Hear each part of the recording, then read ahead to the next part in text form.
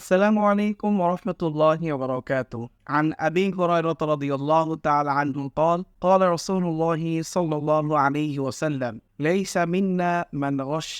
হযরত আবু হুরায়রা রাদিয়াল্লাহু তাআলা আনহু থেকে বর্ণিত, প্রিয় নবী হযরত মুহাম্মদ সাল্লাল্লাহু আলাইহি ওয়াসাল্লাম বলেছেন, যে ব্যক্তি প্রতারণা করে সে আমাদের দলভুক্ত নয়। সম্মানিত দর্শক শ্রোতা, অত্যন্ত গুরুত্বপূর্ণ একটি হাদিস। প্রিয় নবী হযরত মুহাম্মদ মুস্তাফা সাল্লাল্লাহু আলাইহি ওয়াসাল্লাম বলেছেন, যে ব্যক্তি প্রতারণা করে অর্থাৎ ধোঁকা দেয়, মানুষকে যে কোনো একটি কূট কৌশলের মাধ্যমে প্রতারিত করে, বিভিন্নভাবে মানুষকে তার যেই ইচ্ছা সেই ইচ্ছাটা চাপিয়ে দেয়, সেটা যে কোনো কৌশলে হতে পারে। এক কথায় প্রতারণা, এই যে ট্রিক খাটানো, আসলে এই বিষয় কিন্তু অত্যন্ত গর্হিত একটি কাজ শরীয়তে। প্রিয় নবী হযরত মুহাম্মদ মুস্তাফা সাল্লাল্লাহু আলাইহি ওয়াসাল্লাম এই কাজটি করতে নিষেধ করেছে, এবং যে সকল মানুষ এই কাজগুলো করে তারা কিন্তু প্রিয় নবীর উম্মতের অন্তর্ভুক্ত নয়। সম্মানিত দর্শক শ্রোতা, আল্লাহ সুবহানাহু ওয়া তাআলা আমাদেরকে এ ধরনের কাজ থেকে বিরত থাকার তৌফিক এনায়েত করুন। আসসালামু আলাইকুম ওয়া রাহমাতুল্লাহি ওয়া বারাকাতুহু।